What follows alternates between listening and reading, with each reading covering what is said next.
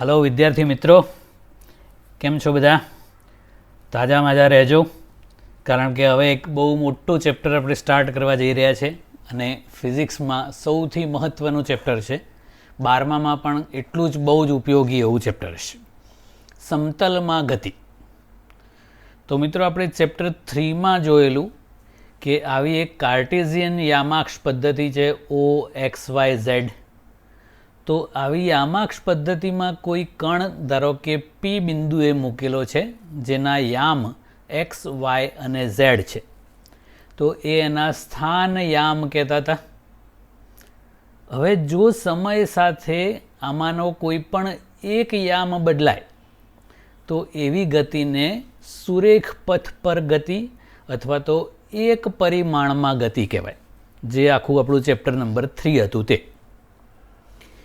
કોઈ પણ બે યામમાં સમય સાથે ફેરફાર થાય, કોઈ પણ બે, તો એને સમતલમાં ગતિ અથવા દ્વિપરિમાણમાં ગતિ કહેવાય છે.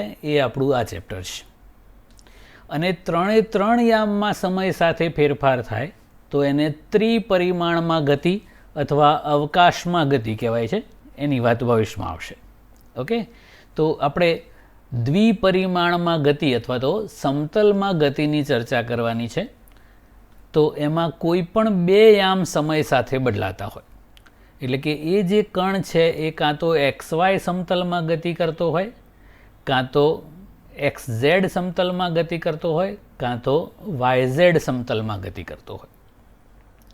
તો એ પદાર્થની ગતિનું વર્ણન કરવા માટે હવે ચેપ્ટર 3 કરતાં બીજી પણ આઈડિયાનો વિચાર કરવો પડે એવો છે. શું છે એ જોઈએ. હવે સૌથી પહેલાં તો બે પ્રકારની રાશિઓની આપણે વાત કરીએ છીએ, અદિશ ભૌતિક રાશિ અને સદિશ ભૌતિક રાશિ. એ શું છે એ આપણે ઉદાહરણ સહિત સમજવાનું છે. પહેલું છે અદિશ ભૌતિક રાશિ.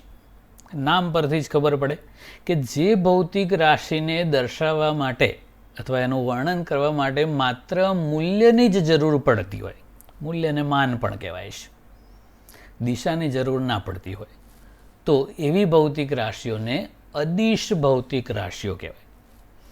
દાખલા તરીકે દળ છે, અંતર, સમય, ઘનતા, તાપમાન, દબાણ, ઝડપ, કાર્ય, પાવર, આવી ઘણી રાશિઓ છે.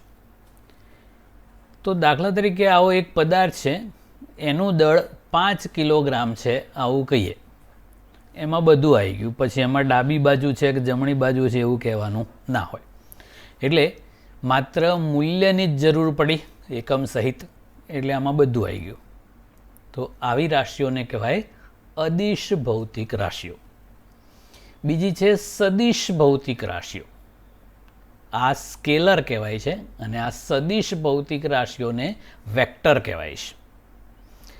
તો જે ભૌતિક રાશિઓની સંપૂર્ણ માહિતી મેળવવા માટે એના મૂલ્ય ઉપરાંત દિશાની પણ જરૂર પડતી હોય, તો એવી ભૌતિક રાશિઓને સદિશ ભૌતિક રાશિઓ કહેવાય છે. દાખલા તરીકે સ્થાન, સ્થાનાંતર, વેગ, પ્રવેગ, બળ, વેગમાન, આવી ઘણી બધી રાશિઓ છે. તો આપણે આવો એક પદાર્થ છે. હવે એવું કહીએ કે એનો વેગ 5 મીટર પર સેકન્ડ છે, તો આમાં બધું આવી જાય? ના. જોડે શું દર્શાવવું પડે કે એ વેગ કઈ દિશામાં છે, આમ છે કે આમ છે કે આમ છે કે આમ છે.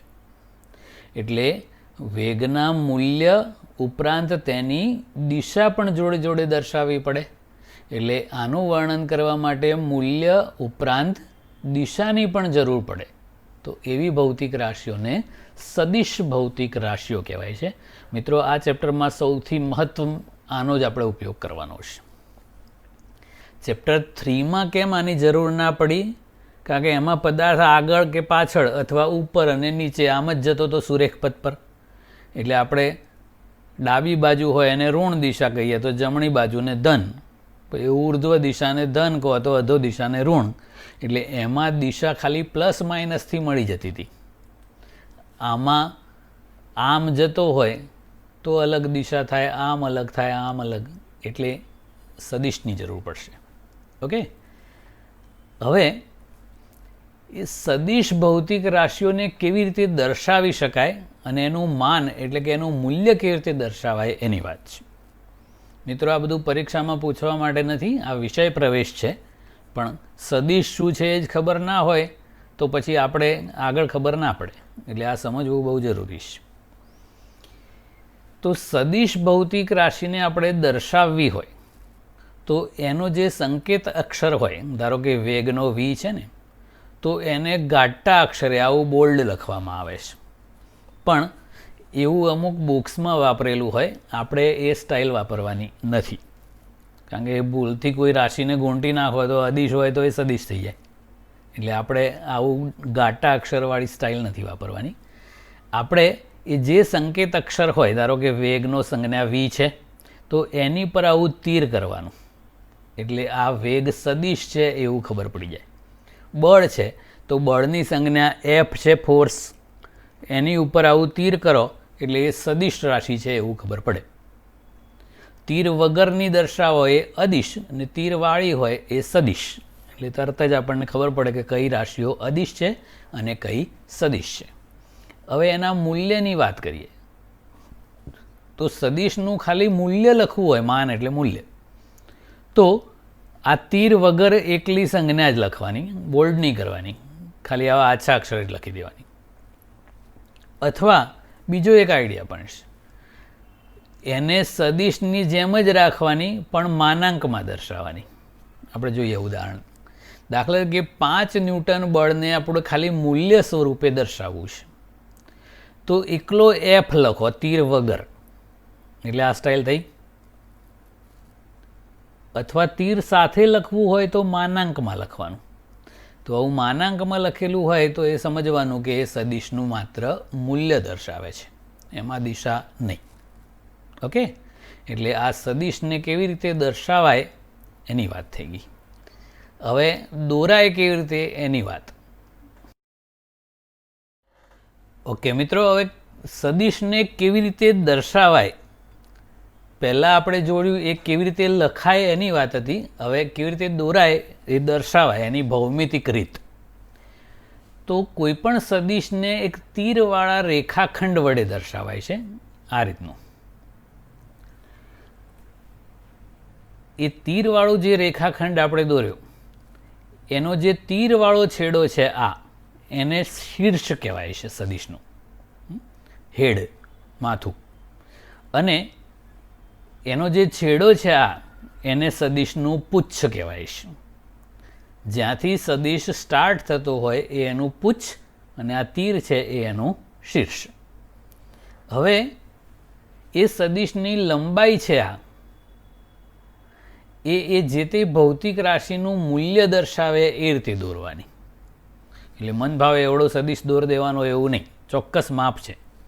એટલે એ લંબાઈ છે એ સદિશનું મૂલ્ય દર્શાવે, તીર છે એ એની દિશા દર્શાવે છે.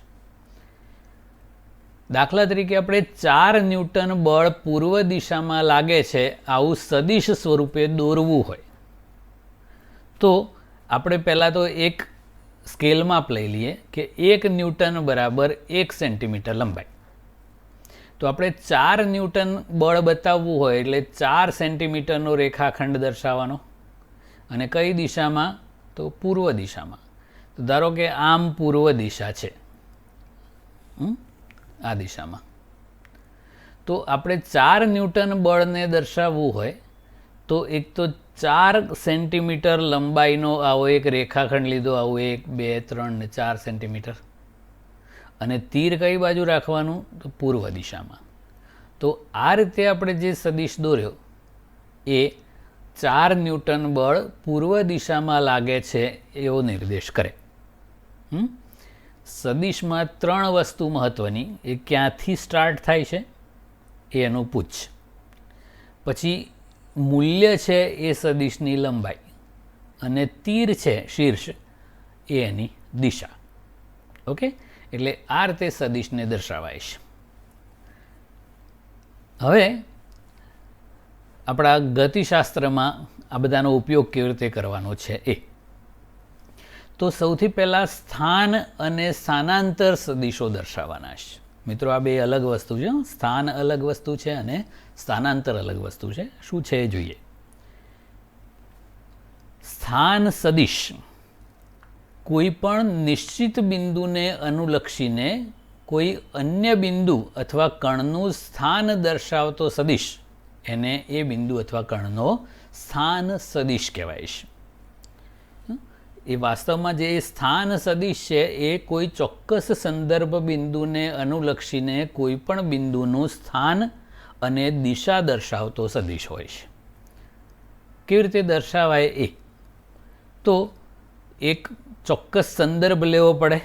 તો આપણે યામાક્ષોનું જે ઉગમ બિંદુ છે એને જ સંદર્ભ બિંદુ તરીકે લેવાનું છે. આપણે ત્રીજા ચેપ્ટરમાં વાત કરેલી ગતિ સાપેક્ષ બાબત છે. સંદર્ભના અસ્તિત્વ વગર ગતિનું કોઈ જ મહત્ત્વ નથી. તો આપણે ગતિનું વર્ણન કરતી વખતે સંદર્ભ તરીકે મોટે ભાગે યામાક્ષોનું ઉગમ બિંદુ લેવાનું છે. તો આવી એક કાર્ટેઝિયન યામાક્ષ પદ્ધતિ લીધી. આપણે મિત્રો સમતલમાં ગતિનો વિચાર કરવાનો છે એટલે અહીંયા ઝેડ અક્ષ દર્શાવી નથી. આપણે XY સમતલની ગતિ વિચારીએ છીએ. તો આ O છે એ આપણું સંદર્ભ બિંદુ, બધું અહીંયાથી જ માપવાનું. હવે ધારો કે કોઈ કણ આ માર્ગે આમ ગતિ કરે છે, તો એ XY સમતલમાં ગતિ થઈ એટલે એ દ્વિપરિમાણિક ગતિ કહેવાય. હવે કોઈ ટી સમયે એ કણ P બિંદુ પર છે. એ P પર છે એટલે ક્યાં છે એ બતાવવું પડે. તો ત્રણ વસ્તુ બતાવવી પડે: ક્યાંથી, કેટલા અંતરે અને કઈ દિશામાં. તો ક્યાંથી તો આપણે નક્કી કરી દીધું O થી. કેટલા અંતરે તો આ OP અંતરે. કઈ દિશામાં તો O થી P તરફ. એટલે એ કણ એક્ઝેક્ટ ક્યાં છે એ ખબર પડી ગઈ. તો આ જે સદિશ OP છે એને કણ Pનો T સમયે સ્થાન સદિશ કહેવાય છે, સદિશ R. સંદર્ભ બિંદુ O થી Pનું સ્થાન અને દિશા દર્શાવતો સદિશ. એટલે આ સદિશ R છે એ કણ Pનો Oની સાપેક્ષે સ્થાન સદિશ કહેવાય છે. ઓકે. હવે કણ તો સ્થિર ના હોય. તો T સમય અહીંયા છે, પછી ગતિ કરતો કરતો ધારો કે T' સમયે અહીંયા આવી ગયો P' પર.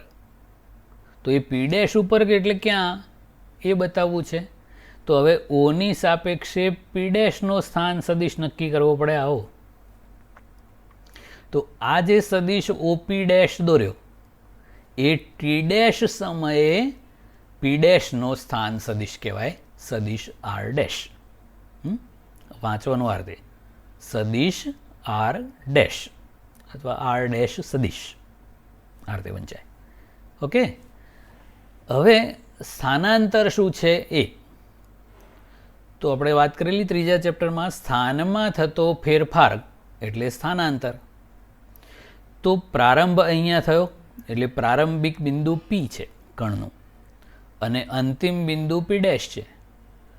તો આ P થી P' વાળો આ જે રેડ માર્ગ છે એ એની પથ કહેવાય અને એ જે અંતર થાય એ પથ લંબાઈ કહેવાય. અને આ સીધું P' જોડી દઈએ આવું તો એ સ્થાનમાં થતો ફેરફાર એટલે સ્થાનાંતર કહેવાય. એને સદિશ ડેલ્ટા R વડે દર્શાવાય છે. તો એ સદિશ ડેલ્ટા R છે એને સ્થાનાંતર સદિશ કહેવાય છે. સ્થાનમાં થતો ફેરફાર, પ્રારંભિક સ્થાન અને અંતિમ સ્થાનને જોડતો સદિશ એટલે સ્થાનાંતર સદિશ. ફરી પાછું ડિટેલ કરીએ છીએ હજુ. ઓકે મિત્રો, આપણે સ્થાન સદિશની જે વાત કરીએ ફરી એકવાર કરી દઈએ કે ઓને અનુલક્ષીને એટલે આ ઓને અનુલક્ષીને Pનો T સમયે સ્થાન સદિશ દર્શાવવો હોય તો T સમયે P અહીંયા છે. તો એ ક્યાં છે તો Oની સાપેક્ષે આટલા અંતરે અને O થી P તરફની દિશામાં. તો આ જે સદિશ OP દોર્યો એને Oની સાપેક્ષે T સમયે Pનો સ્થાન સદિશ કહેવાય, પોઝિશન વેક્ટર કહેવાય છે. હવે ધારો કે ટી ડેશ સમયે કણ પી ડેશ પર આવી ગયો, અહીંયા ધારો કે, તો એ પી ડેશનો સ્થાન સદિશ દર્શાવવો હોય તો આવું ઓપી ડેશ કહેવાય. તો સદિશ ઓપી ડેશ છે એ ટી ડેશ સમયે પી ડેશનો સ્થાન સદિશ બતાવે છે, સદિશ આર ડેશ. ઓકે, સ્થાન સદિશો છે એના પરથી શું માહિતી મળે, તો એ ઉગમ બિંદુથી કણનું સુરેખ અંતર બતાવે.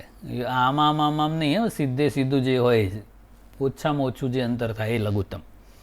બીજું કે ઉગમ બિંદુ ઓને અનુલક્ષીને કણની દિશા દર્શાવે છે. સ્થાન સદિશ એટલે કણનું સ્થાન અને દિશા દર્શાવતો સદિશ. ક્યાંથી? તો ઉગમ બિંદુ ઓથી, એટલા માટે એને સ્થાન સદિશ કીધો. મિત્રો હવે સ્થાનાંતર સદિશની વાત કરીએ તો ટી સમયે કણ પી પર હતો, ટી ડેશ સમયે પી ડેશ પર આવી ગયો, તો આ પી છે એ એનું પ્રારંભિક સ્થાન થયું અને પી ડેશ છે એ એનું અંતિમ સ્થાન થયું.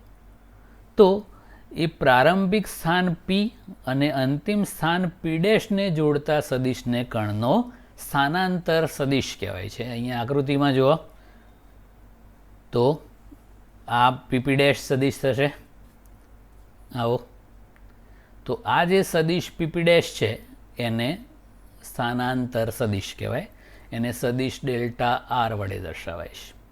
આ ત્રિકોણવાળો જે ડેલ્ટા છે એ ફેરફાર દર્શાવે, એટલે આ સ્થાનમાં થતો ફેરફાર સદિશ સ્વરૂપે, એટલે એને સ્થાનાંતર સદિશ કહેવાય.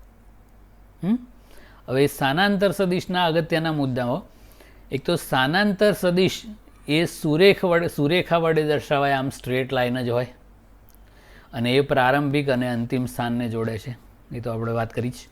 બીજું, સ્થાનાંતર સદિશનો આધાર કણના ખરેખરા માર્ગ પર નથી. મિત્રો અહીંયા કણ વાસ્તવમાં આ રેડ માર્ગે જાય છે, આમ પી થી પી ડેશ, પણ એ તો એની પથ લંબાઈ હતી. સ્થાનાંતર તો આ જે સ્ટ્રેટ લાઇન છે ને એ પી થી પી ડેશનું જે લઘુત્તમ અંતર હોય તે છે. એટલે સ્થાનાંતર પરથી પદાર્થે કેટલું અંતર કાપ્યું એ ખબર ના પડે. એટલે એ બે વસ્તુ અલગ છે. અંતર અદિશ છે, સ્થાનાંતર સદિશ છે. ઓકે, આવું છે. તો મિત્રો એ પથ લંબાઈ શું છે અને સ્થાનાંતર શું છે એ ફરી વાર કરી દઈએ. કે ધારો કે પી છે એ પ્રારંભિક સ્થાન છે અને અહીંયા ક્યુ છે એ અંતિમ સ્થાન છે એવું વિચારીએ. તો કણ પી થી ક્યુ અલગ અલગ માર્ગે જઈ શકે. તો ધારો કે આવા માર્ગે ગયો પી એ બી સી ક્યુ, આ ગ્રીન માર્ગે, અથવા આ પિંક માર્ગે જાય પી થી ડી પર થઈને ક્યુ પર, અથવા આ રેડ માર્ગે જાય આ પી થી ઈ થઈને એફ થઈને ક્યુ પર. તો મિત્રો આ બધી પથ લંબાઈઓ તો અલગ અલગ થઈ, પણ સ્થાનાંતર શોધવું હોય એટલે કે સ્થાનાંતર સદિશ એ તો સ્ટ્રેટ લાઇન હોય. તો પ્રારંભિક સ્થાન અને અંતિમ સ્થાનને જોડતો જે સદિશ છે એ સદિશ પીક્યુ કહેવાય. તો આ ત્રણ માર્ગો માટે પથ લંબાઈઓ જુદી જુદી છે, પણ સ્થાનાંતર બધા માટે એક જ સરખું પીક્યુ જ કહેવાય. ઓકે, તો એનો મતલબ શું થયો કે બે બિંદુઓ વચ્ચેનું જે સ્થાનાંતર સદિશનું માન એટલે મૂલ્ય છે એ ગતિપથની જે લંબાઈ છે એટલે અંતર કહેતા હતા એના જેટલું અથવા એનાથી ઓછું હોય. જો પદાર્થ રિયલમાં આમ જ જતો હોત તો એની પથ લંબાઈ અને સ્થાનાંતર સેમ જ હોત એના મૂલ્યો. પણ જો આવા માર્ગે જતો હોય તો પથ લંબાઈ મોટી હોય અને સ્થાનાંતર નાનું હોય. એટલે આ યાદ રાખવાનું કે સ્થાનાંતર એટલે સ્થાનાંતરનું મૂલ્ય આપણે વાત કરીએ તો સ્થાનાંતરનું મૂલ્ય હંમેશા પથ લંબાઈ જેટલું અથવા તો પથ લંબાઈ કરતાં નાનું જ હોય. ઓકે, હવે નેક્સ્ટ સદિશના પ્રકારો સમજાવવાના છે. સદિશની સમાનતાઓ કહેવાય છે. તો મિત્રો સૌથી પહેલાં આપણે વાત કરીએ સમાન સદિશોની. તો આપણે કોઈ બે સદિશો લઈએ, સદિશ એ અને સદિશ બી. તો એ બંને સદિશોના માન એટલે મૂલ્યો સરખા હોય અને દિશા પણ સરખી હોય તો એવા સદિશોને સમાન સદિશો કહેવાય છે. દાખલા તરીકે આવું છે તો આ સદિશ એ અને સદિશ બી છે. બંનેની રેખાખંડની લંબાઈઓ સરખી છે એટલે કે માન સરખા છે અને દિશા પણ બંનેની એક જ છે તો આ બંને સમાન સદિશો કહેવાય. એને સદિશ એ ઇક્વલ ટુ સદિશ બી આવું કહેવાય. ઓકે, એટલે આ પહેલી વાત. હવે એ સમાન છે કે નહીં એ ચેક કરવું હોય તો આ જે સદિશ છે એને ઉઠાઈને આ બી પર મૂકી દેવાનો તો એક્ઝેક્ટ સેટ થઈ જવો જોઈએ. આ પૂછ પર સેટ થવું જોઈએ અને શીર્ષ પર. તો એ બંને સમાન સદિશો હોય અને જો એ પૂછ અને શીર્ષ સેટ ના થાય તો એ સમાન ના હોય. તો કેવા હોય? તો અસમાન સદિશો હોય. હવે બે સદિશોનું મૂલ્ય સમાન હોય અથવા ના પણ હોય પણ દિશા અસમાન જ હોય તો એમને અસમાન સદિશો કહેવાય. દાખલા તરીકે આ સદિશ એ અને સદિશ ડી છે તો બેની દિશા અલગ છે, મૂલ્ય અલગ છે.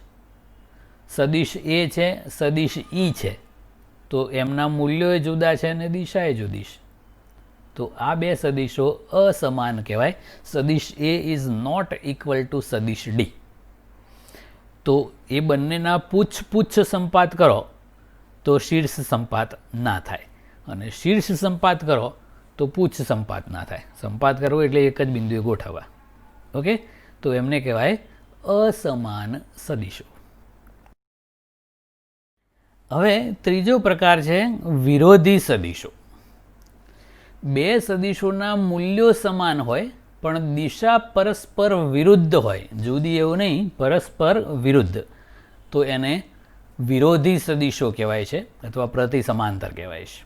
દાખલા તરીકે આવો એક સદિશ એ છે અને બીજો આવો એક સદિશ સી છે તો આ બંને સદિશો વિચારો, બેનું મૂલ્ય સરખું છે પણ દિશા પરસ્પર વિરુદ્ધ છે તો એમને કહેવાય પ્રતિ સમાંતર અથવા વિરોધી સદિશો. યાર મિત્રો, આનો ઉપયોગ આપણે ખાસી વખત કરવાનો છે એટલે ધ્યાન રાખજો. કોઈ પણ સદિશનો વિરોધી સદિશ બનાવવો હોય તો સિમ્પલ, શીર્ષની જગ્યાએ પૂછ ગોઠવી દેવાનું અને પૂછની જગ્યાએ શીર્ષ, એટલે આને ઉલટાઈ દેવાનું આમ, બસ, એટલે એનો વિરોધી સદિશ થઈ જાય. મૂલ્ય એનું એ જ રહે, દિશા ઉલટાઈ જાય, બદલાઈ ના જાય, ઉલટાઈ જાય જ. આમ થઈ જાય તો વિરોધી ના કહેવાય. આમ હોય અને આમ થઈ જાય એ વિરોધી કહેવાય. ઓકે, ચલો હવે વાસ્તવિક સંખ્યા વડે સદિશનો ગુણાકાર, એનો અર્થ શું છે એ સમજાવવાનું છે. દાખલા તરીકે આપણને કોઈ એક સદિશ એ આપેલો છે, એને કોઈ ધન સંખ્યા લેમડા વડે ગુણીએ તો જે સદિશ મળે એનું મૂલ્ય આના લેમડા ગણું થઈ જાય, એટલે લેમડા ટાઈમ્સ સદિશ એ થઈ જાય પણ દિશા એની એ જ રહે. આપણે ઉદાહરણ કરીએ, આ રીતે દર્શાવાય. આ સદિશ એ છે, એનું મૂલ્ય માનાંકમાં લખીએ, એને લેમડા વડે ગુણ્યો એટલે આ એનું મૂલ્ય લેમડા ગણું થઈ ગયું પણ દિશા એની દિશા હોય એની એ જ રહે, ખાલી સદિશનું લંબાઈ વધી જાય.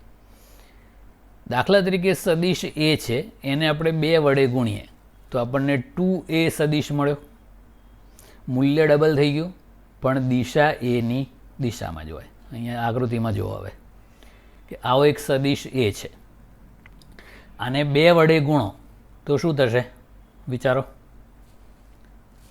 દિશા તો આમની આમ જ રહે પણ મૂલ્ય ડબલ થઈ જાય, એટલે આવું થઈ જાય. ઓકે, મૂલ્ય આના કરતાં ડબલ થઈ ગયું પણ દિશા એની દિશામાં જ રહી. ઓકે, એટલે કોઈ ધન સંખ્યા વડે સદિશને ગુણીએ તો મૂલ્ય એટલા ગણું થઈ જાય, દિશા એમની એમ જ રહે. ઋણ સંખ્યા વડે ગુણીએ તો શું થાય કે ધારો કે સદિશ એને કોઈ ઋણ સંખ્યા લેમડા વડે એટલે માઇનસ લેમડા વડે ગુણીએ તો આવું માઇનસ લેમડા એ સદિશ મળે. તો મિત્રો અહીંયા માઇનસ વાળાનો મતલબ શું થાય? વિરુદ્ધ અહીંયા કરેલું ને, તો મૂલ્ય લેમડા ગણું થઈ ગયું અને દિશા આ સદિશ એની જે દિશા હતી એની વિરુદ્ધ થઈ જાય. એટલે મૂલ્ય લેમડા ગણું કરવાનું ને પછી ઉલટાઈ દેવાનું. ઉદાહરણ કરીએ, સદિશ એ છે એને -1 વડે પહેલાં ગુણીએ એટલે -a સદિશ મળે. અહીંયા જો આકૃતિમાં કે આવો એક સદિશ એ છે, એને -1 વડે ગુણો એટલે માઇનસ સદિશ એ બને. તો એ -a સદિશનો મતલબ શું થાય કે મૂલ્ય એ જેટલું જ હોય પણ દિશા એની વિરુદ્ધ હોય. એની દિશા આમ છે તો -a એની વિરુદ્ધ હોય. એટલે કોઈ ઋણ સંખ્યા વડે ગુણો તો મૂલ્ય તેટલા ગણું અને દિશા પહેલાં કરતાં ઉલટી. -1.5 વડે ગુણીએ તો આ સદિશ એ છે એનો દોઢ ગણો થઈ જશે પણ દિશા એના કરતાં વિરુદ્ધ થઈ છે. એટલે આના કરતાં દોઢ ગણી લંબાઈ થઈ ગઈ અને દિશા એની વિરુદ્ધ. એટલે આ -1.5 સદિશ એ થઈ ગયો કહેવાય. Okay, next. મિત્રો, આપણે સદિશને કોઈ સંખ્યા ધન અથવા ઋણ વડે ગુણીએ તો શું થાય એની વાત કરી. પણ હવે કોઈ સદિશને કોઈ ભૌતિક રાશિ કે જેને એકમ હોય, પેલું તો સંખ્યા જ હતી, હવે એકમ ધરાવતા કોઈ અદિશ રાશિ વડે ગુણીએ તો શું થાય, ગુણી શકાય છે. પણ ધારો કે આપણે આ લેમડા કોઈ ભૌતિક રાશિ છે જેને કંઈક એકમ છે, એને સદિશ એ સાથે ગુણીને લેમડા સદિશ એ બનાવી દીધો તો એકમ ચેન્જ થઈ જાય. તો લેમડાનો એકમ ગુણ્યા એનો એકમ કરો તો એ પરિણામી એકમ મળે. આવી ઘણી બધી રાશિઓ છે. ધારો કે સ્થાનાંતર, તો સ્થાનાંતર બરાબર વેગ ગુણ્યા સમય હોય ને, વેગ બરાબર સ્થાનાંતર ભાગ્યા સમય હતું, તો સ્થાનાંતર બરાબર વેગ ગુણ્યા સમય. તો મિત્રો, વેગ સદિશ રાશિ છે અને સમય અદિશ છે. એવું બીજું પણ છે, વેગમાન દળ ગુણ્યા વેગ, તો દળ અદિશ રાશિ છે, વેગ સદિશ રાશિ છે. તો જે પરિણામી રાશિ મળે એ તો સદિશ જ મળે, પણ પીની દિશા અને વીની દિશા સેમ જ હોય. આમાં વેગની દિશા અને સ્થાનાંતરની દિશા સેમ જ હોય, મૂલ્ય અને એકમ બદલાઈ જાય. એફ બરાબર ma, ન્યૂટનનો ગતિનો બીજો નિયમ છે. દળ ગુણ્યા પ્રવેગ, દળ અદિશ પ્રવેગ સદિશ. તો આ દળનો એકમ ગુણ્યા પ્રવેગનો એકમ કરો તો બળનો એકમ થાય. આપણે આનું ઉદાહરણ લઈએ છીએ સ્થાનાંતરનું. તો મિત્રો, વેગનો એકમ છે મીટર પર સેકન્ડ. તો આ વેગ ગુણ્યા સમય નવી રાશિ બની, એ સ્થાનાંતર છે. તો એનો એકમ કરવો હોય તો વેગનો એકમ મીટર પર સેકન્ડ અને ગુણ્યા સમયનો એકમ સેકન્ડ. એટલે આ સેકન્ડ સેકન્ડ ડીશ થઈ જાય એટલે એકલું મીટર બચ્યું. તો આ જે વીટી રાશિ બની એ સ્થાનાંતર સદિશ, એનો એકમ થયો મીટર. એટલે કોઈ પણ સદિશ રાશિ હોય એને એકમ ધરાવતી અદિશ રાશિ વડે ગુણી શકાય, પણ એકમ એ અનુસાર બદલવો પડે. ઓકે, કેટલું સિમ્પલ છે. ફિઝિક્સ બહુ જ સહેલો વિષય છે. ઓકે, હવે સદિશોના સરવાળા માટેની ત્રિકોણની રીત સમજાવો. મિત્રો, આપણે 2 + 3 કરીએ એટલે 5 જ જવાબ આવે, ફિક્સ જ હોય. આમાં એવું નથી. આમાં 2 + 5 કરો તો જવાબ 5 આવે ને 4 આવે ને 3 આવે ને 2 આવે ને 1 આવે. વિચિત્ર લાગે છે ને? એનું કારણ એ છે કે એમાં મૂલ્ય ઉપરાંત દિશા પણ ધ્યાનમાં લેવાની છે. તો એ સદિશોનો સરવાળો અથવા સંયોજન કહેવાય છે. કેવી રીતે કરી શકાય એની વાત. તો આપણને 2 સદિશો આપ્યા છે, સદિશ એ અને સદિશ બી. આ બંનેનો સદિશ સરવાળો આપણે કરવો છે. તો સૌથી પહેલાં એક નિશ્ચિત બિંદુ ઓ પસંદ કરવાનું. તો અવકાશમાં આપણે એક બિંદુ ઓ લીધું. હવે સદિશ એને આને એવી રીતે દોરવાનો કે જેથી એની લંબાઈ એટલે મૂલ્ય અને દિશામાં કોઈ ફેરફાર ના થાય.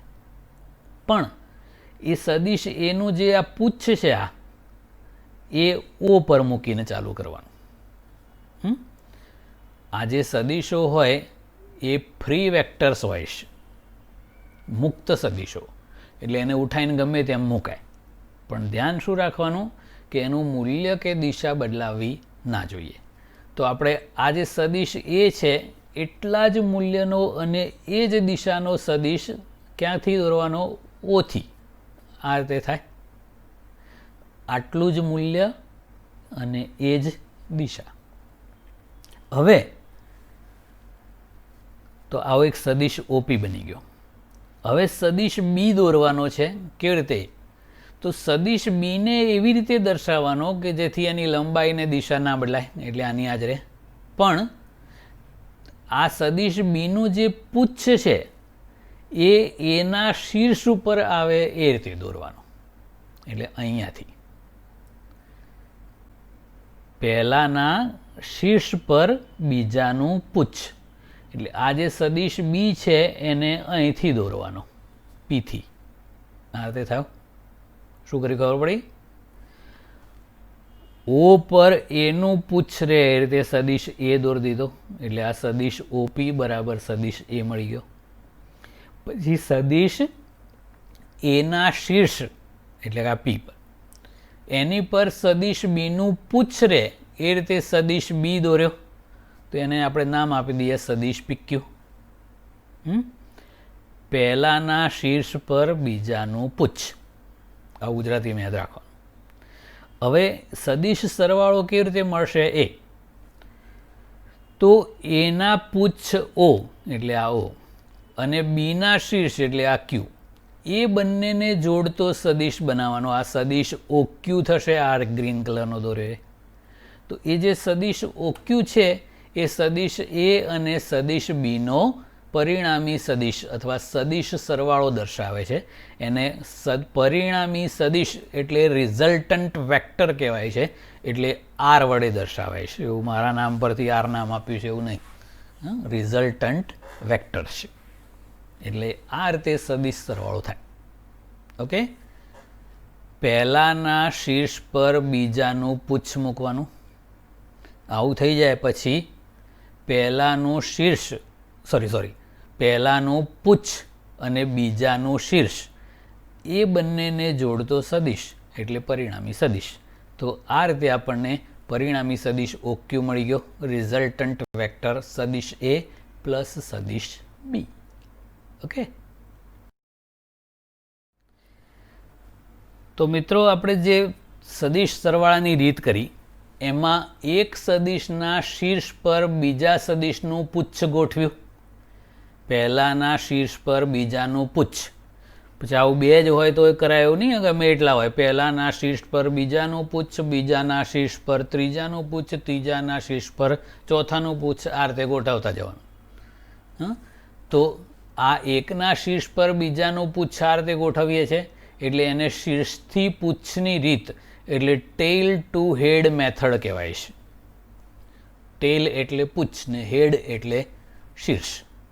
માથામાં તેલ એવું નહીં, ટેલ ટુ હેડ, તેલ નથી. હા, એટલે આ ટેલ ટુ હેડ મેથડ કહેવાય છે. હવે એને ત્રિકોણની રીત એવું કેમ નામ આપ્યું? તો આપણે બે સદિશો લીધા અને એ પરિણામી સદિશ દોર્યો, તો એક ત્રિકોણ, આ બે સદિશો છે એ ત્રિકોણની બે બાજુઓ, અને જે પરિણામી સદિશ બન્યો એ ત્રીજી બાજુ થઈ ગઈ. તો એ ત્રિકોણની રચના કરે છે, એટલા માટે એને સદિશોના સરવાળાની ત્રિકોણની રીત કહેવાય છે. મિત્રો, આ બધું દોરીને કરવું પડે એટલે આ ભૌમિતિક રીત કહેવાય છે. હવે એ જે સદિશ એ પ્લસ સદિશ બી મળ્યો એનું મૂલ્ય લઈએ, તો એ સદિશ એના મૂલ્ય અને સદિશ બીના મૂલ્યના સરવાળા જેટલું અથવા એનાથી ઓછું હોય છે. જો સદિશ એ અને સદિશ બી બંને એક જ દિશામાં હોતા, આમને આમ જ, તો આનું મૂલ્ય વત્તા આનું મૂલ્ય કરો તો એ પરિણામી સદિશનું મૂલ્ય થાય. એટલે આ ધારો કે 2 એકમ હોય ને આ 3 એકમ હોય તો આ 2 વત્તા 3 5 થાય. પણ જો દિશાઓ જુદી હોય આમ ને આમ, તો આ 2 વત્તા 5 કરો તો આ જવાબ 5 થી નાનો હોય. એટલે પરિણામી સદિશનું મૂલ્ય છે એ પ્રત્યેક સદિશના મૂલ્યોના સરવાળા જેટલું અથવા એના કરતાં ઓછું હોય. ઇક્વલ ટુ ક્યારે હોય? જ્યારે બંને એક જ દિશામાં હોય ત્યારે, નહીતર નાનું જ હોય. આવું છે. હવે સદિશોના સરવાળાની બીજી એક ભૌમિતિક રીત છે સમાંતર બાજુ ચતુષ્કોણની રીત. સબાચની રીત કહેવાય છે. અને એ ત્રિકોણની રીતને સમતુલ્ય જ છે એવું આપણે દર્શાવવાનું છે. તો મિત્રો, આપણને બે સદિશો આપ્યા છે, સદિશ એ અને સદિશ બી. આ બંનેનો સદિશ સરવાળો આપણે સમાંતર બાજુ ચતુષ્કોણની રીતથી કરવો છે. તો સૌથી પહેલાં આપણે એક અવકાશમાં સંદર્ભ બિંદુ ઓ લેવાનું. તો આપણે અહીંયા એક સંદર્ભ બિંદુ ઓ લઈ લીધું. હવે સદિશ એને એવી રીતે દર્શાવવાનો કે જેથી એના મૂલ્ય અને દિશામાં ફેરફાર ના થાય. તો ક્યાંથી દર્શાવવાનો? ઓથી. તો આ એનું પુચ્છ ઓ પર રહે એ રીતે એનો સમાન સદિશ ઓપી દોરી દીધો. હવે સદિશ બી દોરવાનો છે. કેવી રીતે?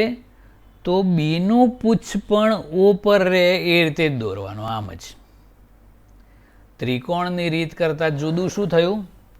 ત્રિકોણની રીતમાં પહેલાના શીર્ષ પર બીજાનું પુચ્છ રાખતા હતા. આમ આ રીતમાં બંનેના પુચ્છ ઓ પર સંપાત થાય એ રીતે દોર્યા. બંનેનું આ ઓપી અને ઓક્યુ. પેલામાં કેવું હતું? ઓપી અને પીક્યુ આમ હતું. આમાં બંનેના પુચ્છ ઓ પર રાખીને બે સદિશ એ અને બીના સમાન સદિશ દોરી દીધા.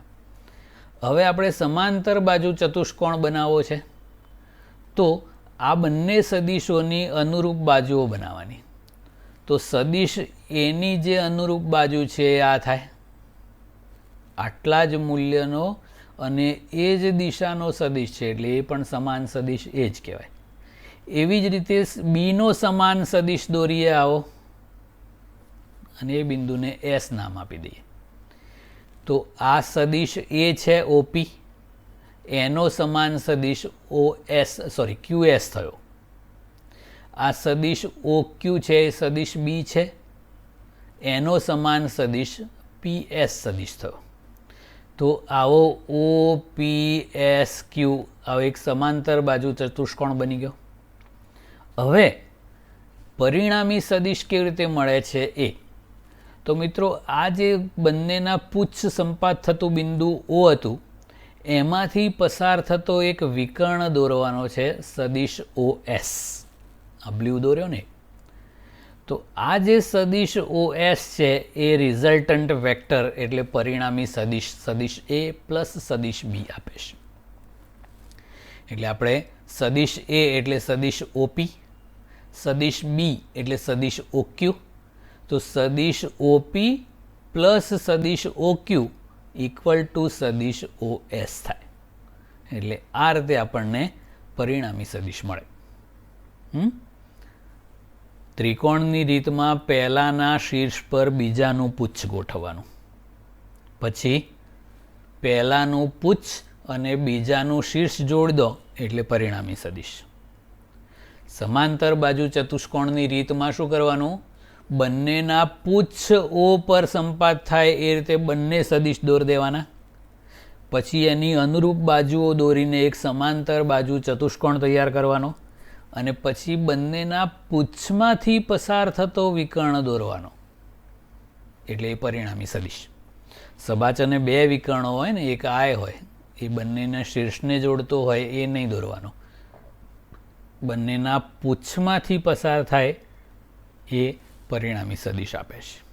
ઓકે, એટલે આ સમાંતર બાજુ ચતુષ્કોણની રીત થઈ. હવે એ સબાચની જે રીત છે એ ત્રિકોણની રીતને સમતુલ્ય છે. કેવી રીતે કહેવાય? તો સદિશ એ એટલે સદિશ ઓપી દોર્યો, સદિશ બી એટલે સદિશ પી એસ દોર્યો. ત્રિકોણની રીતમાં શું કરતા હતા? પહેલાનું પુચ્છ અને બીજાનું શીર્ષ એ બેને જોડતો સદિશ આવો એસ થાય, એ પરિણામી સદિશ આર. તો અહીંયા પણ સબાચામાં એવું જ થયું ને. આ સબાચ તો એનો વિકર્ણ આ ઓએસ છે તો એ આર જ મળ્યો ને. એટલે આવું સદિશ એ પ્લસ સદિશ બી કરો તો આ ત્રિકોણની રીતે આર મળ્યો. અને આ સબાચા આમ દોર દો અને એનો પૂંછમાંથી પસાર થતો વિકર્ણ દોરો તો એ આર જ મળે. એટલે બંને સેમ જ રીત છે. અને આગળ કીધું એ પ્રમાણે એ પરિણામી સદિશનું મૂલ્ય છે એ બંને સદિશોના મૂલ્ય જેટલું અથવા એનાથી ઓછું જ હોય. એક્ઝેક્ટ એટલું જ ક્યારે હોય ઇક્વલ? જ્યારે એની દિશા અને બીની દિશા એક જ હોય. એટલે આવું કરીએ સદિશ એ વત્તા સદિશ બી તો જે મળે એનું મૂલ્ય આ બંનેના મૂલ્યોના સરવાળા જેટલું હોય, નહીતર ઓછું જ હોય. હવે સદિશોના સરવાળા માટે ક્રમનો નિયમ છે. મિત્રો આપણે 2+3 કરીએ કે 3+2 કરીએ તો જવાબ એક જ આવે? ના આવે, 5 આવે. 2+3 અને 3+2 બંનેનો જવાબ સરખો જ થાય 5. તો એ ક્રમનો નિયમ કહેવાય. આમાં એવું થાય કે નહીં, સદિશ એ પ્લસ સદિશ બી કરો તો આ સદિશ આર મળ્યો. હવે આવું કરીએ સદિશ બી પ્લસ સદિશ એ કરો તો એ આર જ થાય ને. એટલે સરખું જ છે. એટલે સદિશ એ પ્લસ સદિશ બી કે સદિશ બી પ્લસ સદિશ એ બંનેનો જવાબ આ સદિશ આર સરખો જ મળ્યો. એટલે કે સદિશોના સરવાળામાં ક્રમના નિયમનું પાલન થાય છે. એટલે પહેલા સદિશમાં બીજો સદિશ ઉમેરો કે બીજા સદિશમાં પહેલો સદિશ ઉમેરો કોઈ ફરક ના પડે. એવો બીજો નિયમ છે સરવાળાનો જૂથનો નિયમ. 3 સંખ્યાઓ હોય, ધારો કે 1, 2 અને 3, તો આપણે 1+2+3 કરવું છે. અને આપણે ડાયરેક્ટ સરવાળો નથી આવડતો તો પહેલાં આપણે 1+2 કરી દો એટલે 3 જવાબ આવ્યો. અને +3 કરો એટલે 3+3 6 થાય. અથવા પહેલાં 1નો 1 જ રહેવા દો અને 2+3 કરી દો તો 2+3 કરો એટલે 5 મળ્યું. પછી 1 સાથે એનો સરવાળો કરો તો 1+5 કરો તો એ 6 જ આવ્યું. ઓકે, આમાં જોઈએ એટલે ખ્યાલ આવશે. 3 સદિશો છે, સદિશ એ, બી અને સી. તો પહેલાં એ અને બીનો સદિશ સરવાળો કરી દઈએ એટલે આર મળ્યો ધારો કે. અને એમાં સદિશ સી ઉમેરી દો એટલે પરિણામી સદિશ મળે. અથવા પહેલાં સદિશ બી અને સદિશ સીનો સદિશ સરવાળો કરો એટલે પરિણામી સદિશ મળી જાય. અને પછી એનો એ સાથે સદિશ સરવાળો કરવાનો. મિત્રો આની સાબિતી કરવાની જરૂર નથી, ખાલી આટલું જ યાદ રાખવાનું કે ગમે તેની જોડ બનાવી દેવાય. આમાં રેગ્યુલરમાં એવું ના હોય. તો આ સદિશોના સરવાળા માટેનો જૂથનો નિયમ કહેવાય છે. ઓકે, તો અહીંયા સદિશોના સરવાળામાં અદિશની જેમ સદિશ સરવાળામાં પણ જૂથના નિયમનું પાલન આ જૂથના નિયમનું પાલન થાય છે. આ ક્રમના નહીં, જૂથના નિયમનું છે. Okay, stay home and be safe. તો મિત્રો આજનું જે લેક્ચર આપણે વાત કરી એ બરાબર સમજજો, કારણ કે આ જ બધી ફંડામેન્ટલ બાબતોનો ઉપયોગ આખું ચેપ્ટર સમજવા માટે કરવાનો છે. અને આ બેઝિક આઈડિયાઝ છે જે બધા સદિશના એ પ્રોપર ખબર પડેલી હશે તો જ આગળ બધું ખબર પડશે. આપણે સ્થાનાંતર, વેગ, પ્રવેગ આ બધું સમજાવવા માટે આનો ઉપયોગ કરવાનો છે. એટલે જ્યાં સુધી સદિશ વિશે કશી ખબર નહીં પડેલી હોય ત્યાં સુધી તમને એ રાશિઓમાં કશી ખબર નહીં પડે. એટલે આ સદિશનું હજુ ઘણું બધું ડિટેલ પહેલાં આપણે કરવાનું છે અને પછી ગતિશાસ્ત્ર ચાલુ થશે. Okay, that's it.